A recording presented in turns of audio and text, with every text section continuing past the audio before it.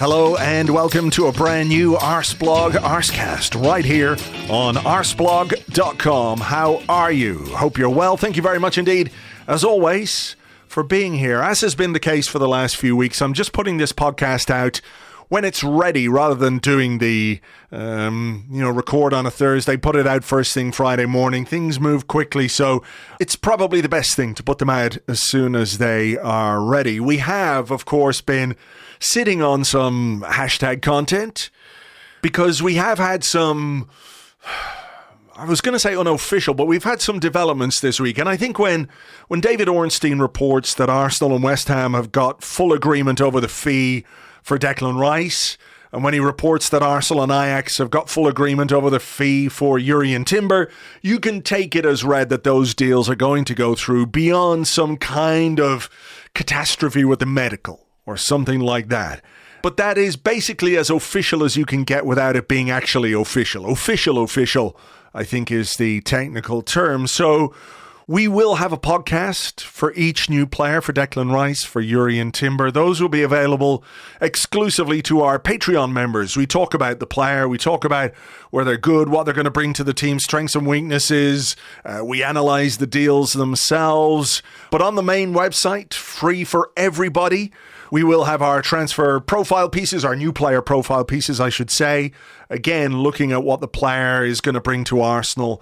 From a footballing point of view, those will be free to everybody, as is all the stuff that we do on arseblog.com and, of course, arseblog.news. There was an earlier podcast this week, myself and Tim Stillman, chatting about the arrival of Alessia Russo, the England striker, to Arsenal women. She signs, or has signed rather, on a free transfer, having left Manchester United at the end of her contract. We also talk about the other signings that Arsenal women have made this summer as well. All of that stuff, the usual Arsecast stuff, all the blogs, all the columns, all the news, it is all free. And I don't know if you've noticed, maybe you have, maybe you haven't, but we have removed every single piece of advertising from the website. So you do not have any kind of distraction. We never did any pop-ups or video play ads or anything like that, but it's all gone. So it's all super clean, super nice. It looks good, especially good on mobile as well, so you can check the mobile sites. But it does mean that everything we do on Arseblog is supported by you, supported by the readers, supported by the listeners. And if you feel like signing up for Patreon, not only do you get the exclusive stuff that we do on there, but you're also helping us invest more back into the site itself. So the continuously developing coverage of the women's team, for example, more coverage of the youths, and basically everything that goes on at the club. So if you did feel like signing up, it would be greatly appreciated. It's patreon.com/Arseblog. That's patreon.com/Arseblog. It's set at $6, so I don't know what that works out at. Probably about €6, just under €6, £5.50 for a month. And like I said, you get everything that we do on there. You get access immediately to all the back catalogue, all the archives, and you help support what we do on Arseblog and Arseblog News every single day of the week. So there you go.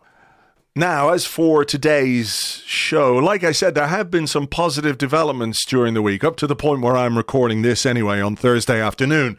The two players I mentioned whose deals are set to go through. There's also William Saliba about to sign a new contract. And just as I'm sitting here, we have something that's actually happened. Arsenal have announced a new contract for Rhys Nelson. So we will talk about a few of the things that have actually happened and some of the things that haven't happened fully just yet, but we're confident will happen, and lots more besides. With me to do that on today's show, it's Andrew Allen. Hello, Andrew. Hello, Andrew. It's been a while. Hello, Andrew.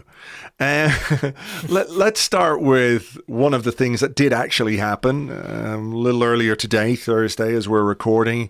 Rhys Nelson put pen to paper on a new contract in slightly unusual circumstances. I can't remember an Arsenal player having their contract expire, become a free agent for a few days, and then sign on again. But he has signed a 4-year deal, I think, with a 1-year option. What are your sort of overriding thoughts on this one?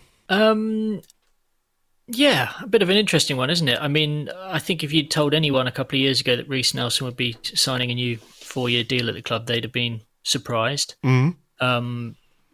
I'm not sure that he did so much last season that he necessarily, warrants such a long-term commitment from the club. But at the same time, if we were going to lose him for free, I think it makes sense to tie someone down. He's still young. There's still value in the player. And I do think he's improving, has matured, and is heading in the right direction. Whether he's ever able to, rival Bukayo Saka, for a starting berth, I don't know. But, in terms of taking an issue off the list, you've got someone there who can play that role. We've got a lot of football next season. We need to rotate a bit more. I think we know that he probably can do it against some lower caliber opposition. And all in all, yeah, I mean, I can see how it makes sense. I mean, we've obviously decided that we have a set budget. We have some priorities. We've gone out. We've tried to deal with those. And this, I guess, was a priority a couple of windows ago, trying to get a kind of maybe explosive right winger who could rival Bukayo. But maybe we've decided to just sort of shift focus a little bit there. I'm pleased for him because I think, as he says in his sort of interview, like he's been at the club since he was 8 years old. He did say something interesting, which was that Arteta wanted to get him to sign the contract as far back as when he came back from Feyenoord last summer. So he's been sitting on that for a whole year and obviously had lots of options. Lots of people have approached him. No doubt, people saw that goal against Bournemouth and the impact against Forest, and they thought, okay, there's a player here, and he's English. Homegrown status obviously holds some worth as well. So, yeah, there's lots of, I can sort of see both sides of it. Ultimately, I'm pleased with the player, and hopefully he can kick on. Yeah, there is a bit to unpack, I think, because he, when you think back a few years, was like one of the most highly rated players at the academy level. I remember going to one of the members' days a few years ago, and they were having just a short-sided game, small-sided game, I should say.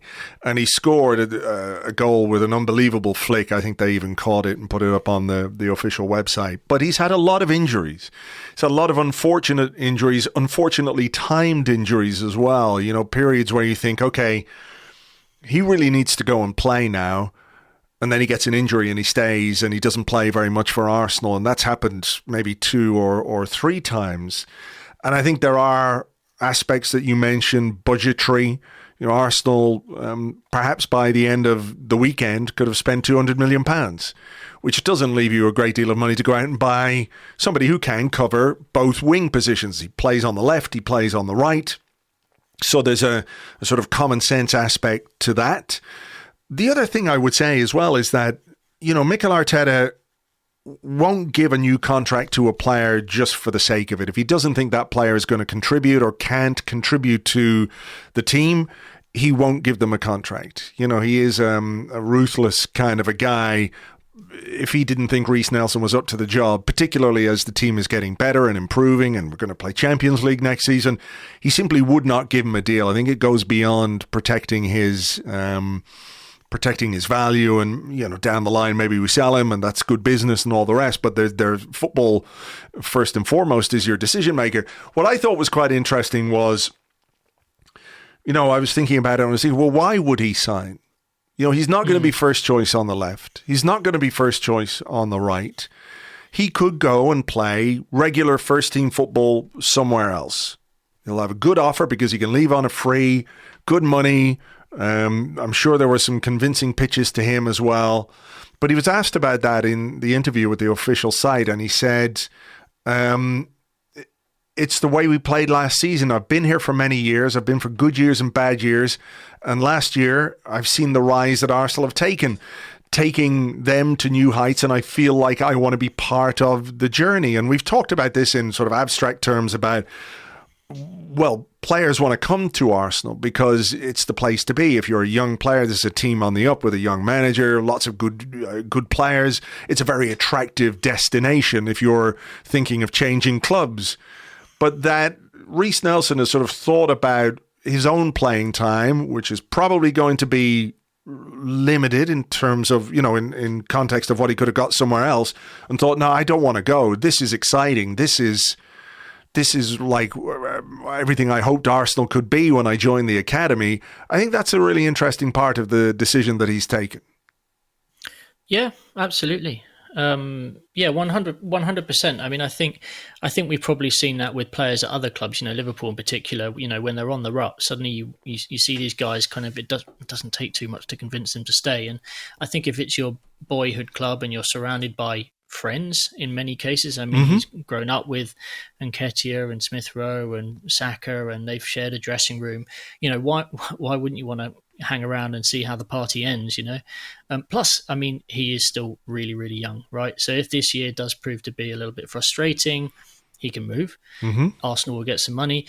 If it proves to be frustrating, but Arsenal win something, he burnishes his CV with potentially a medal or two, which is great, for both parties.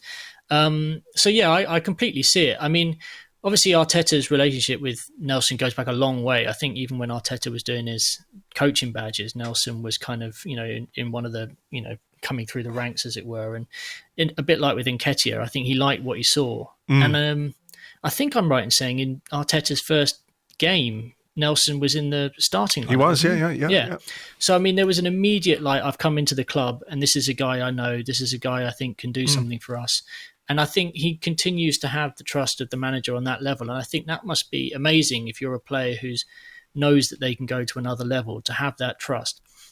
Also, just to know that the club want to keep you, want to give you more money. All of that should kind of, that would be the same with anyone in any job, right? If your boss turns around and says, here's some more money, congratulations, you're going to feel the love. And I think that's sort of played a part in it as well. So, yeah, I mean, happy for him. Really curious to see how he goes from here. I mean, I think it probably at the same time underlines that Nicolas Pepe is definitely not going to be hanging around because those two would be going for the same place. I don't think that's a controversial statement in any way, shape or form. But Marquinhos as well. I mean, there's someone who was brought in last summer who was sort of competing in a similar part of the field. So I'd be curious to see what happens to him. But yeah, I mean, there's, yeah. Yeah, I mean, it's a classic of the maybe this player hasn't done as much as other players to... Merit is not quite the wrong word, but to get a new deal, right? We've seen other young players do more than Rhys Nelson, but it feels like a decision that's been made based on the potential that they feel he has. And now, clearly, the onus is on him to push for a starting place. He's going to have to play second fiddle in a lot of the season, barring some kind of injury crisis, but he still has plenty to prove as a player that... Arsenal have rewarded him. They've shown faith in him. They've given him a new deal. I see talk of the wages and stuff like that. And, I'm not sure that, the big fee that's doing the rounds is going to be his basic wage. I think, when you sign on as a Bosman, I guess, or at the end of your contract, there's a signing on fee that could be added in. There'll be bonuses, achievements, all those kinds of things, which could make the package as big as people are talking about. But he has plenty to prove, doesn't he? Not least to himself. We've seen flashes of him and what he can do, but the injuries, the inconsistency, the lack of availability are things that he's going to have to overcome if he wants to make this new contract a success. Yeah, and I think the real challenge for him is how does he do that in the limited game time that he's likely to get at the start of the season? How do you hit the ground running the moment you're on the pitch? How do you go and make that impact? And to be fair, last season when he was first thrown in half-time against Nottingham Forest, game kind of slightly nervy, and he made an impact. That was how you start to do that. And again, Bournemouth was another example. I know he didn't continue to do that. I mean, it would have been slightly ridiculous if he did come off the bench and make that impact every week. But yeah. it's that kind of impact that Arteta's obviously looking for, and consistency as well. How do you stay fit? How do you just basically push the guys around you to be at their highest level as well? I think it was interesting last season as well, just watching him interviewed about some of the youngsters coming through behind him and how he was sort of, mentoring them a little bit about the mistakes that he made.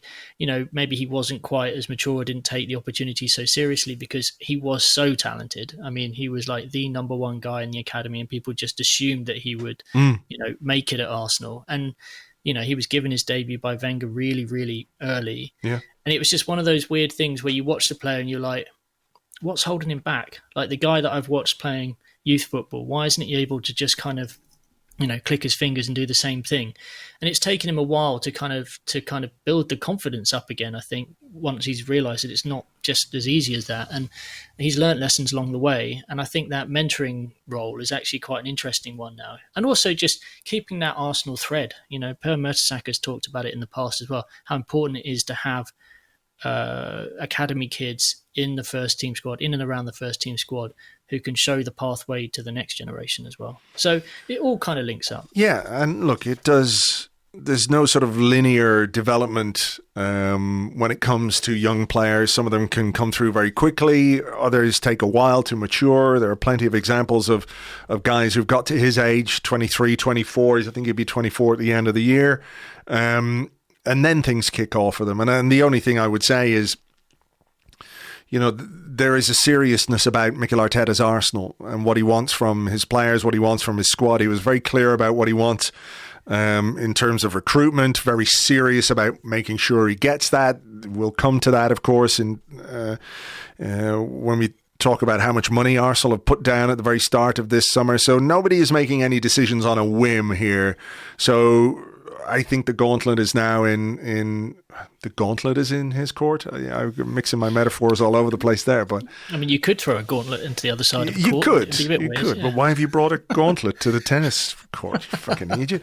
But I think it's on him now that this is a big show of faith, and I'm curious to see how he does.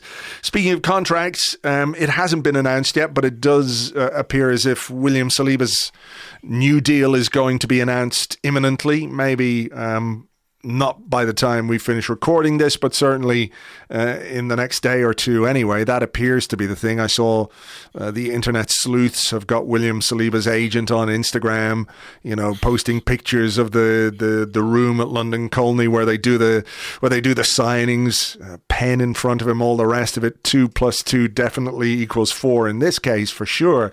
But that's another big one, having tied down Saka, Martinelli, Big Gabby. Who else? There was another one. Ramsdale. There might be another. Saka. Yeah, I said Saka. But I'm guessing, along the way we'll probably look at Martin Odegaard, Ben White, players like that. Saliba's situation was a little bit unique, wasn't it, in that he didn't have that sort of childhood connection to the club like Saka and even Martinelli, who came in at a young age. There were some very difficult moments for him when he, after he joined. The loan mishap, the not being able to play in the cup final thing, being sent out on loan again, and the whole Mikel Arteta obviously hates this player type thing, which of course is nonsense. But you could understand if a player of his potential and his quality, with 1 year left on his contract, might have been tempted by some of the offers. I know that PSG were very, very interested. He's obviously sensible enough to stay as far the fuck away from that football club as he possibly can, because they're absolute shambles.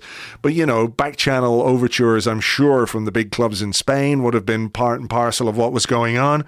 But he's always looked happy. He certainly looked happy last season. He looked part of the group, and this is another big contract renewal. This sort of maintaining the squad we have as well as adding to it along the way is going to be part of how we continue, hopefully, on this trajectory and maintain the high levels that we've set. Yeah, I mean, look, it's massive news. I think a huge coup, and chapeau to Edu and Arteta for persuading him. I mean, I think the moment he managed to get into the team at the beginning of last season and was playing football, he never really looked back, did he? I mean, so long as he was playing football, he was happy. And, he was just such a stunning acquisition to the team last season. I don't think, we all knew there was potential there. We were all kind of salivating after watching what he'd done at Marseille, but you still weren't quite sure, especially when you had a partnership there in Ben White and Gabriel that had already established itself. So to kind of shift things and then still make your impact and be that guy. And then, if anything, to have it underlined that the moment you're not in the team, everything kind of falls apart. I mean, God, I mean, he had all of the, he had all of the advantage in the negotiations, that's for sure. So I'm sure he's onto a whopper of a deal, which is, great for him. I mean, in terms of the contract situation overall and maintaining that core, yes, fantastic. We've got a young group who are, between 22 and 25 now throughout the entire team, who look happy, are believing in the project, seem settled, happy that the manager's around, believe the manager's going to be around for a while as well. I'm looking at our contract situation overall, and once Saliba signs, the players who have only got 1 year, so up to 2024 left, will be Pepe, who we expect to leave. Cedric. El Neni, who's had his contract extended for the year. There's then, Xhaka and Jorginho, who actually have +1s. Obviously, we know Xhaka's off. And Holding. And then there's a couple of goalkeepers. But, you're basically 2 years ahead of things now, which is exactly where we needed to be. So, I mean, that's a huge achievement in a short period of time to persuade the core to extend and to know that you now only have to deal with a bit of the chaff, really. So they've done really, really well there. It also means that all of those guys, if anyone comes after them, we can ask for big money now. Big money. And when you think about the financial status that the Premier League has, I think we can even fend off some of the biggest clubs in Europe now. If Bayern Munich come or Real Madrid come or Barcelona come, you look at their financial situations, maybe Real Madrid slightly different, but you look at some of their financial situations, you think, well, are you going to be able to afford our players now? Probably not. And that's amazing for us, because it then just means that you've got to deal with domestic things, and players know that those are harder moves to pull off. So, we're in a good place. I mean, you really can't complain about the work that's being done off the pitch at the moment. No, for sure. I mean, when you think back to where we were maybe 3 years ago and how everything felt, prefer not to. I would prefer not to as well. But I think you have to, and I think you have to give a lot of credit to Edu, to Mikel Arteta, for having a strategy and for implementing that strategy. And I'm sure it's not a unique thing at a football club for the executives, for the manager, for the coach, the board, whatever, to sit down and say, you know what, here's our plan. This is what we're going to do. This is how we're going to do it. Just a lot of the time, the plans are a bit shit and the people making those plans aren't as smart as they need to be. Yeah. Whereas I think what we've been fortunate or smart about is that we've got really good, intelligent people making these decisions and trying to make these things happen. They've executed a very good plan, and I think we're some way from completion, obviously, but again, going back to where we were, it's chalk and cheese. I think we've got two teams growing together, right? We've got the executive team and the guys who are around Edu growing together, because that team has pretty much started from zero once Rouse and Leahy went, right? I mean, there was so much turnover there for a while. The introduction of Richard Garlick, obviously, we know that Tim Lewis is quite heavily involved, but then you've seen some of the other positions that James has written about in the last few months, kind of filling in and around Edu on the sporting front, the contracts. And I know Edu and Arteta obviously get a lot of the headlines. I mean, it's natural. Those two do have the most prominent positions. But I do think there's a whole team there who are now able to kind of simultaneously tackle some of these challenges, whereas maybe all the eyeballs were on one particular deal, one particular project. But you're seeing this summer that 2 or 3 things are happening simultaneously, more than that, really, with some of the outgoings as well. So, yeah, I think it's a credit to them. I'm glad to see they're growing together. They seem to have their shit together, which, again, was certainly not the case, as we said 3 years ago. So, yeah, I mean, having an intelligent off-pitch unit is so important these days. Yeah, I mean, the point has been made before, but, we've a very young executive structure, really. I know there are a few, like Tim Lewis has been around the block a bit more, but, Mikel Arteta, a young manager, Per Mertesacker, a young chief academy head, Vinay is a young chief executive, Josh Kroenke, relatively young co-owner, I guess you would say, Edu again. These guys are all in and around the same age and have sort of forged this new Arsenal out of the ashes of something that really was not at all positive. But I wonder if that's actually a part of this, is that there isn't this sort of, okay, you're a young manager, but the chairman of the club is a bit long in the tooth and doesn't care for new ideas, and things have been done that way. It feels like the relatively similar ages have played a part in how things have been built. Yeah, I mean, at one point, I have to say, I worried a little bit that there was too much power centralised around Mikel Arteta once he became manager, because it felt like he was the one driving everything. But now that I sort of pull back from that a little bit, while I do think he is an absolutely, the integral part of the entire machine, you are looking around and thinking, okay, we're filling the club with football intelligence, with, legal expertise, all the rest. Like there's more of a structure there, and it may have come about organically rather than the kind of Raoul plan of trying to stick certain people in certain positions and creating this kind of very rigid, 4-person executive team and all the rest of it. This is sort of just, they're filling in the gaps with the expertise as they realise they need it. And I think that's a good thing. We'll see how it plays out. I mean, as far as I can tell, Arteta's showing no sign or interest in moving elsewhere, which is exactly what we want. I assume he'll get a new deal at some point. There'll be something offered to him. We obviously tied down Edu, which is something that Arteta wanted, and that didn't happen too long ago as well. So, yeah, it's there's a level of stability, and stability is good, especially if you're, heading on an upwards trajectory, because it doesn't take much. A couple of things come out of the, you pull a couple of pieces out from the puzzle, and it all sort of starts to, look a bit of a mess. And that happened a bit at Liverpool. It's just taking them to kind of, a season or two just to get back into the groove again. So, yeah. Yeah, the football executive Jenga, if you like. But I also think that having that structure that looks like it's effective is part of how you get these things done.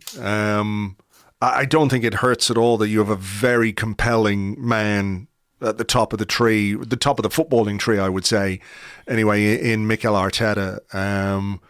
I don't really pay too much attention to what Danny Murphy says, but I did see a clip of him doing the rounds this week where he was on some show. I don't know what it was, but he was talking about how he met Declan Rice outside a cafe.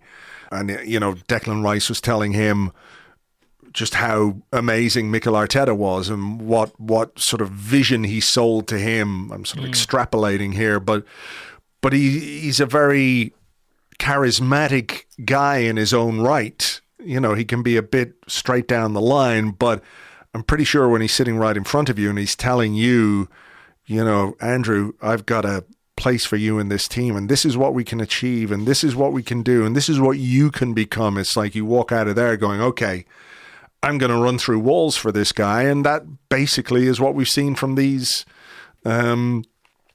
players. We saw it last season. Yes, we ran out of steam and all the rest of it, but you can see that these guys are super motivated. And it's not just to, win the football matches that they play. They're sort of bought into what this culture, I guess you would say, this changed culture is at Arsenal now under Mikel Arteta. That this is what he said he was going to do. If you look back in his first interview, or the first couple of interviews that he does, and he basically says, this is what I am going to do. If you're on the boat, if you're not on the boat, you can get off, whatever it is, his non-negotiables, all the rest of it. He literally said, this is what I am going to do. This is the way things have to be. And here we are. This is the way things are now. And, it's going to be fascinating to see how you continue to build on that, because I'm not saying it's easy to do what he did, because it's not. It absolutely is not, to sort of rebuild something, rebuild the football team, rebuild the connection between the fans and the team, through a period where we all know there were outside difficulties with COVID and the Super League nonsense and all the rest of it. You just nearly gave me a heart attack there. Thank you. I didn't know what that was. But dropped a pencil. You dropped a pencil. I am very easily startled. I really am.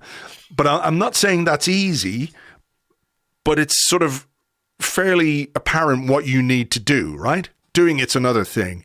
But once you get to that next level, Where do you go from there, and how do you continue to sort of bring people on board and keep them on board and convince them of the work that you want to do at this football club? I'm really fascinated to see what happens in the next couple of years. Yeah, I mean, I think one of the things is you don't stand still, right? You've got to keep changing things, keep freshening it up, bring in new people, bring in new ideas.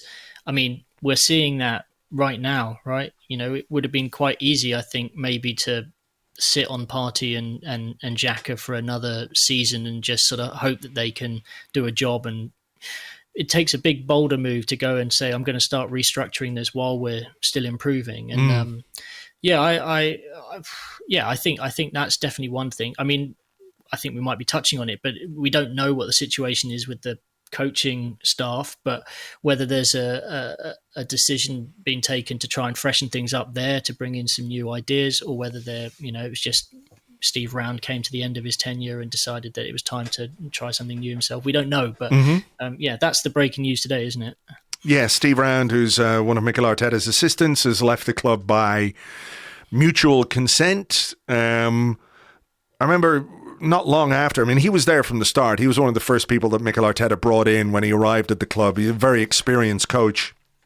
Didn't we do a transcript of some interview that he did with, was she a golf professional or a golf podcaster? Or really random, yeah. It was something along those lines, because he really keeps a low profile. Yeah, he did happen to appear on some random podcast. It was quite odd, but it was also very interesting. You know, he spoke very well about what Arteta was trying to do, and you can understand when he's a young coach, bring in some experienced people around you. You know, Steve Round had been, at a number of clubs and had plenty of years under his belt. So when you're starting off in your coaching career and your managerial career, to have those kind of sounding boards, I think is very interesting.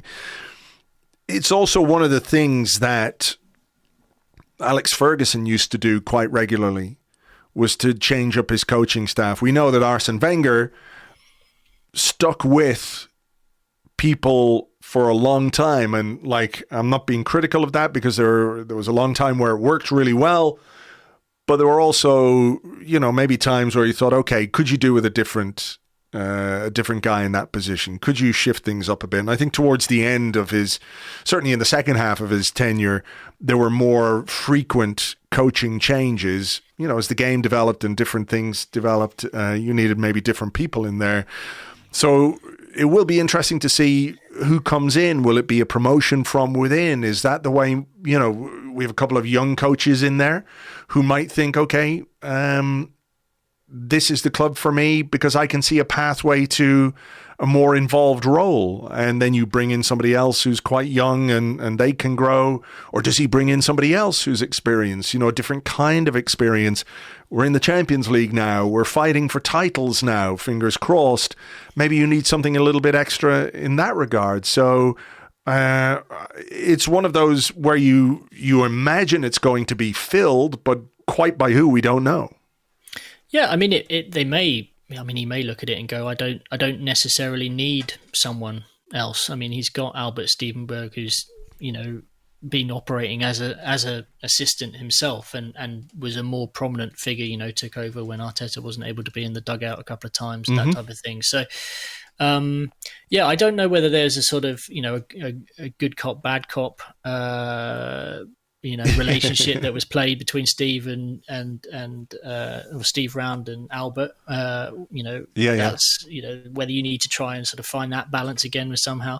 It'll be interesting. It'll be interesting to see. I mean, this has really kind of come out of the blue, and it sounds as though, we've not heard any whispers. I know a lot of people got very excited about the idea of Santi Cazorla retiring and coming to join Arsenal. But, let's be honest, as lovely as it would be to have Santi around, I don't think someone with Steve Round's expertise in the dugout versus Santi, who comes in, has never even done his coaching badges yet, as far as I'm aware. Yeah, my Twitter mentions are literally full of people going, Santi Cazorla, pictures of Santi Cazorla. When I said, I wonder who Mikel Arteta will replace him with, it's 90% Cazorla, 9% Fabregas, and then 1% others.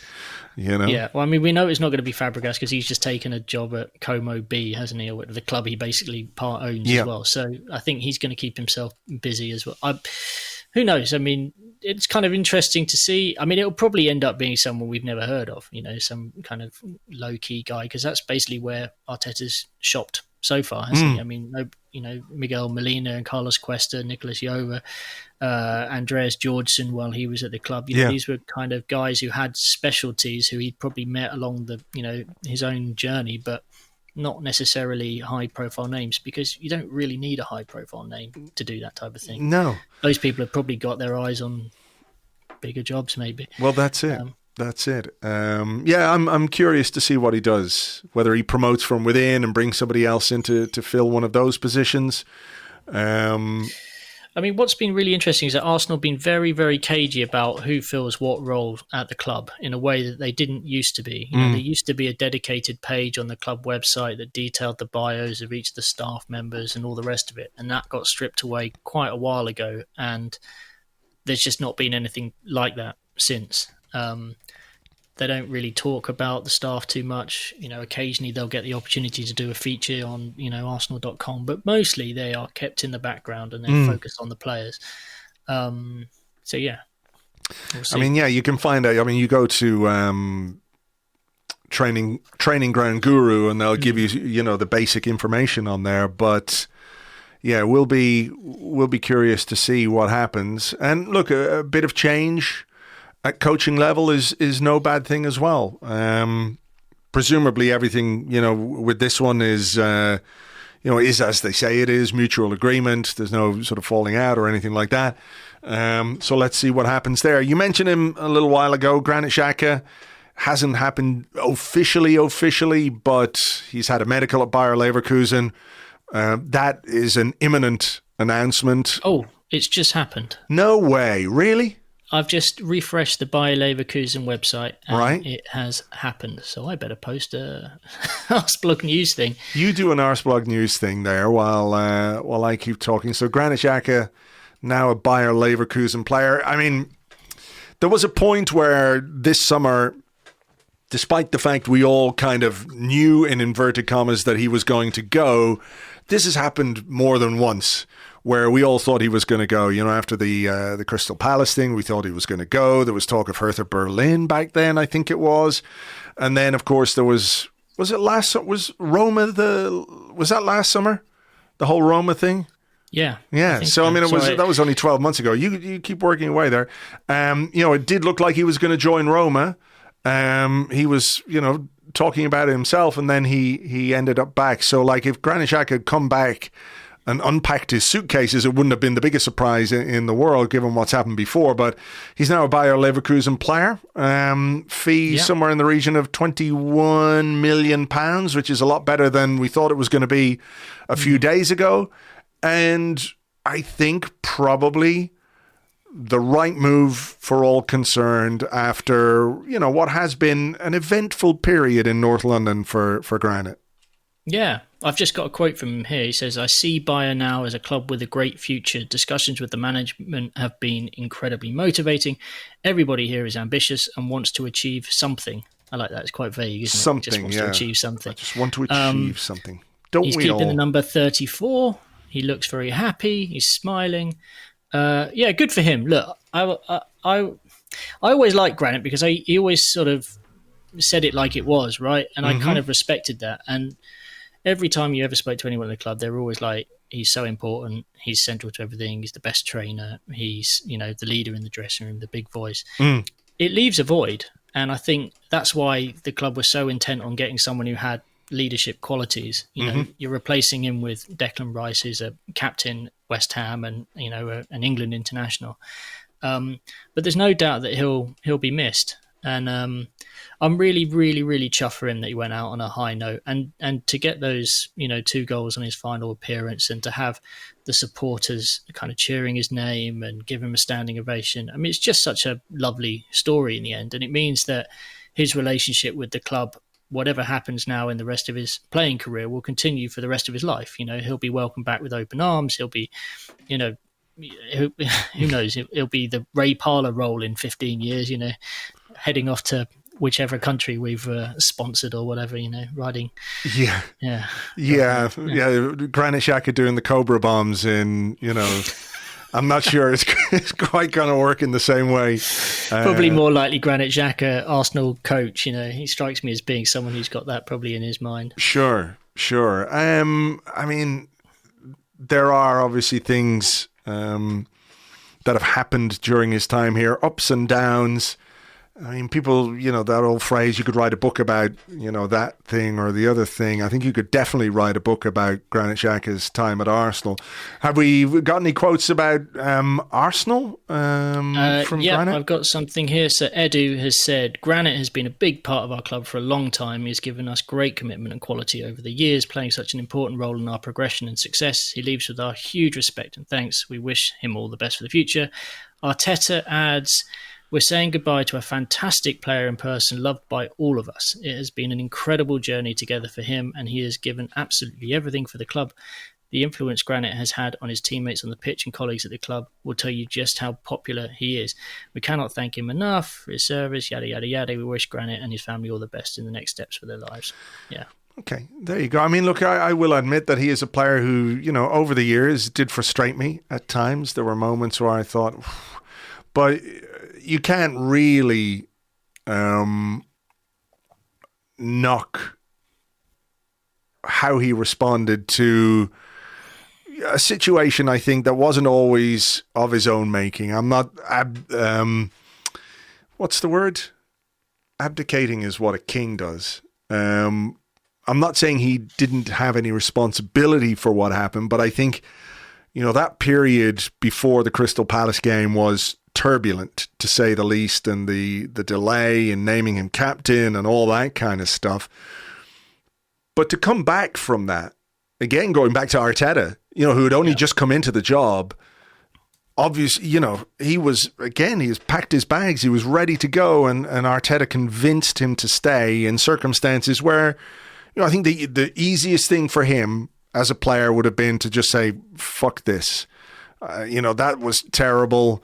Even if he felt justified by what he did, which I think he actually did, the easy thing would have been to just go somewhere else and put that behind you and become a footnote in, the history of Arsenal. But I think, he had the strength of character, if you like, to face that up and to turn, not everybody, but to turn a lot of people's opinions of him around. And that's a rare thing to do in football, which is a very, very unforgiving industry to be in. If you get on the wrong side of the fans, it is basically not impossible, but it's so difficult to turn that around again. Yeah, it's very, very difficult without it being a kind of almost like, cult figure, joke figure type thing. Yeah, he's done well. I mean, I know we were talking earlier about you were referencing that Danny Murphy thing about how persuasive Arteta can be. I mean, Arteta had only been in the job for 2-3 weeks when he had to face this issue. I mean, the issue was bubbling away, but the fact that the transfer window opened and Xhaka had an offer and he was ready to go, and even at that point, Arteta was able to, persuade this guy who couldn't have been at a lower ebb to stick around, sold him the dream, and has managed to pull that off. I mean, it's just a shame that it didn't end with a Premier League title, really. But yeah, I mean, other than that, I mean, Granit couldn't have hoped that the last couple of years would go any better. So yeah, I mean, well done everybody really to work on that, not give up on things. And I mean, again, a good lesson to sort of show to any players in the squad that you can sort of. You can think you're down and out, but there's still opportunities for you. I just went to his Instagram to see if there was a message or anything like that, but there appears to be a video, sort of thank you Granit video, which I obviously can't watch while we're recording. So we'll see what he comes out with. But look, good luck to him at Bayer Leverkusen. Arsenal have got a decent fee for him, I think, in the current market that will go a small way to offsetting some of the other stuff that we need to do this summer. And I think this is probably, did we mention it? We've mentioned him before, but it's very rare in the last couple of weeks that you can get this far into a conversation in an Arsenal podcast without referencing Declan Rice. From what we understand, the medical is taking place on Friday. When exactly there's going to be an announcement, we don't know. But he is going to become the club's record signing, £100 million plus £5 million in add-ons. The £100 million to be paid over the course of 24 months in 3 installments. That is a lot of money to pay in a short period of time. You and I and many people have been critical of the owners down the years. I think when it comes to how they have backed Mikel Arteta and the vision that Mikel Arteta has sold them, he's probably sold them the same vision he sold Granit Xhaka and all the players that he's brought in. But they haven't been found wanting financially over the last number of years in terms of rebuilding this squad. We've talked about the rebuild and all the rest of it, but, you know, a big part of that is just paying lots of money for good players, which is what we've done. Paid out a lot of money, brought in very little, and while this is obviously money that Arsenal as a football club, as an organisation, is going to have to repay over the years in however many installments that they do it, the owners have facilitated this payment, these payments and this kind of spending. So before we talk Declan Rice, I do think that's worth pointing out. Yeah, I'm happy to, you know, do a chapeau to the Cronkies in this situation. I mean, I do feel slightly uncomfortable not knowing the terms of the loans, which is effectively what we're assuming that, you know, this is how the money is being, you know, is passing through the club and into the hands of the clubs that we're buying from. But, you know, if you want to win things and you want to compete with some of the teams that we have to compete with, the nation state owned clubs and whatnot, you do kind of have to flash the cash a little bit. And to be fair, you know, you're looking around at their other franchises and they've gone with sort of underlying similar objectives and in different sports across basketball, across, you know, NFL, you know, with their ice hockey team. All the rest of them are doing quite well at the moment. A kind of weird turnaround from this sort of silent stand, very average, pissing everyone off kind of ownership. So I don't know whether they've had a kind of eureka moment or just decided that winning's far more fun than being shouted at for being average. But it's definitely good. The only other thing is, you know, we keep talking about Arteta being persuasive. Maybe he's a hypnotist. Maybe Arteta just has this means of just sort of talking to people, look into my eyes, give me the money.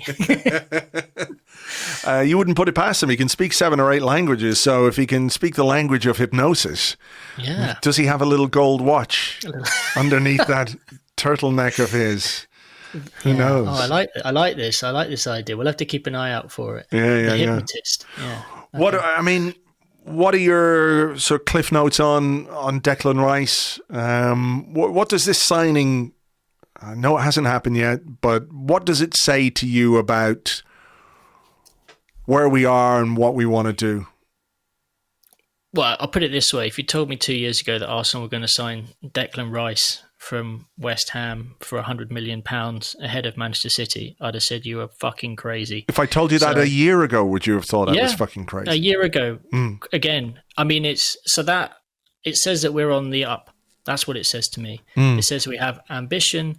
It says that we have a clear idea of how we want to use this guy, because I definitely don't think you spend £100 million on a guy and don't have a clear plan for him. And it says to me that we're going big on this. Like, we're ready for the Champions League. We want to compete for the Premier League. And I mean, he seems like a likable chap as well, doesn't he? I mean, there was all those videos, you know, just after Arsenal had sort of done the bad thing and not said hello to the mascot. You remember that last season? Oh, the big furore over that. And then West Ham very quickly put out a video not long after, and it was like Declan Rice had basically written poetry for a small child or something. I don't know. It wasn't quite that. But, you know, he's bringing the nice guy factor, but he's also bringing the big ballsy midfielder factor into it. And, I mean, it's exciting, isn't it? I mean, there's not many signings in my lifetime that have, I mean, Sol Campbell obviously is the big one. Dennis Bergkamp, obviously huge. But this does feel like statement signing stuff. Right. I mean, the thing about Bergkamp and Campbell was that they were sort of out of the blue in a way.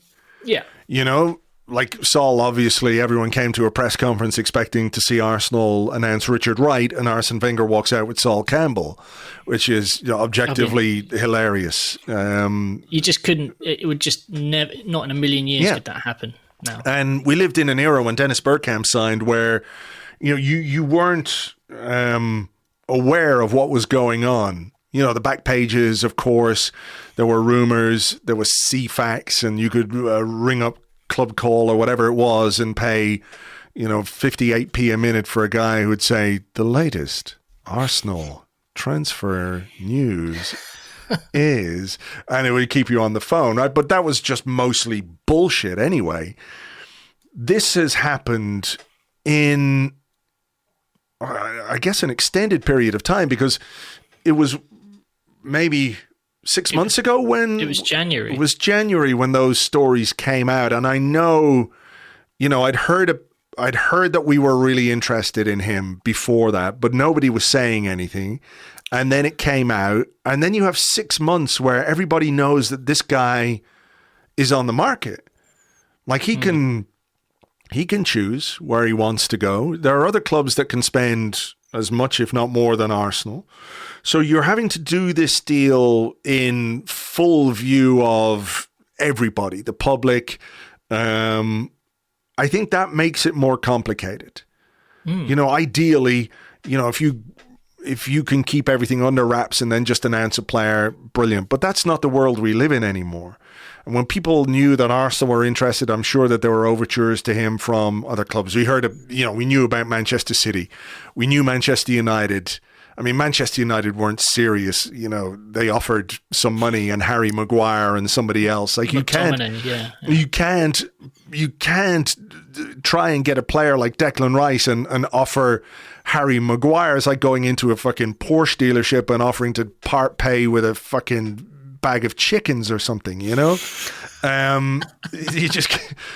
But we knew that Bayern Munich were interested, and seriously interested as well. So I think, as we think about this as a signing, and we've got a much more detailed podcast to come for our Patreon members. We'll look into Declan Rice as a player and all the rest of it, but as a deal that has been done in the full view of everybody in football, I think, Arsenal deserve massive credit for pushing the boat out, which they have, £100 million, £105 million. It's an extraordinary amount of money, but they've got their man. They set their sights on him in sort of the same way they did with Gabriel Jesus last season, convinced him this was the place to be, and they've got their man. And I think that's a huge credit to everybody.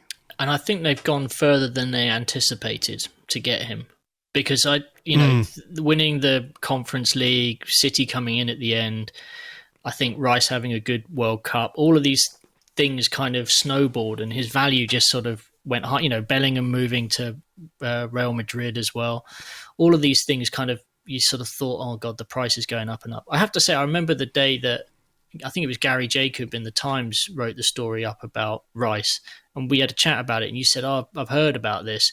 And then you suddenly saw quite a few other journalists had almost been sitting on the story. Mm-hmm. And I was kind of wondering, well, if it comes out now, this is not good news for Arsenal. Because, as you say, a 6-month run-up to something like this, anything can happen. You don't want that out in the public. But it was. And somehow, as of with Thursday, we're 24 hours potentially away from it becoming a reality, which is incredible. And then... hopefully he'll be on the plane to Germany on Sunday and training, and who knows, you might see him for 15 minutes playing a friendly in a week's time. Yeah, I mean, that's mad. I'm sure that the manager will want to have him and Jurrien Timber from Ajax. That's another one. David Ornstein gave us the "it's done" without it being officially done tweet updates during the week. So, between Havertz, Rice, Timber, it's a very strong start to the transfer window from an Arsenal perspective. Yeah, it definitely looks like someone said, you got £200 million, go and spend it. And they've gone and spent £200 million. Yeah. Sorry, just to go back to what you were saying about Rice and pushing the boat out, I do think that's true. I think they probably ended up paying more than they would have liked to pay. But if you are willing to pay £100 million for Mudryk, which we apparently were in January, I don't think going the extra mile for Declan Rice is anywhere near as much of a risk as it would have been, for Mudryk, who's clearly talented, but still very raw.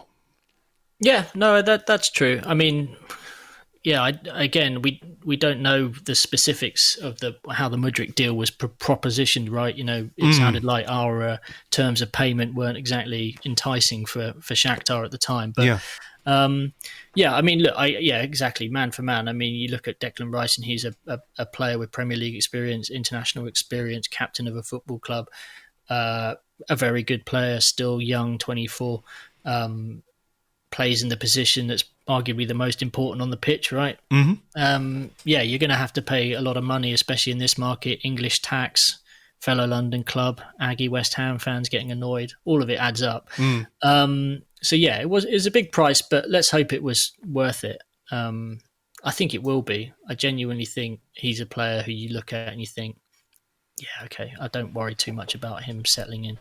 Yeah, it feels kind of like the right player at the right time, Famous last words. Yeah, they are. But hey, I said them now, so I can't take them back. Look, we had better leave it there. There will, of course, be more to come over the course of this summer. Like I said, we'll have some podcasts for you over on Patreon. As soon as these new signings are announced, you get your podcast. For now, we'll leave it there. Andrew, thank you very much as always. Thank you very much. Thank you very much indeed to Andrew. You can find him on Twitter. He is at @AllenSport. That's at @AllenSport. So that is just about that for this week's show. Hopefully, we can get some confirmation over the weekend of the things that we thought were going to happen but haven't happened yet, which are, of course, William Saliba's contract and the confirmation of the signings of Declan Rice and Jurrien Timber. Arsenal are going to Germany on Sunday, I believe, for a bit of a training camp before we play a game against Nuremberg, I think on Thursday.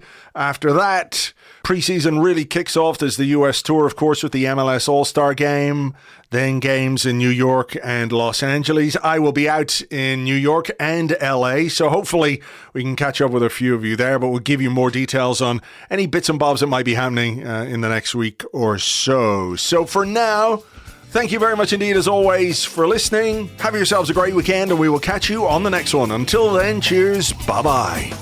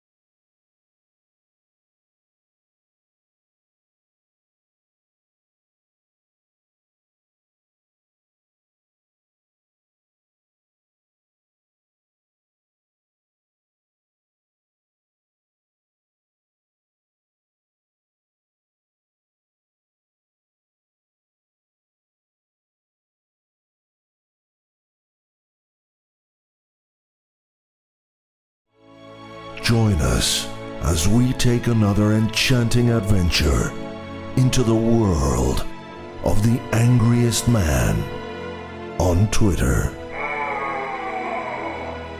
Oi! Xhaka! What are you doing? Why are you getting all these yellow cards? Why are you giving the ball away in dangerous positions? I can't believe you've given away another penalty! Now what? You're telling the fans to fuck off? I'll show you who can fuck off, Xhaka! Oi, Xhaka, I wish you well in your new adventure in Germany. I don't really understand what has happened. Somebody has made me less angry than I used to be. They've touched my very heart, and maybe I need to be more open to the idea of forgiveness and kindness above anger. With that in mind, I will now just log on to my beloved Twitter to see what's happening in this world we live in.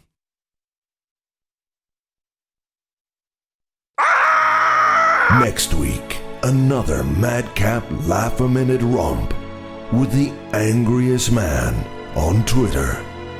Everything is shit!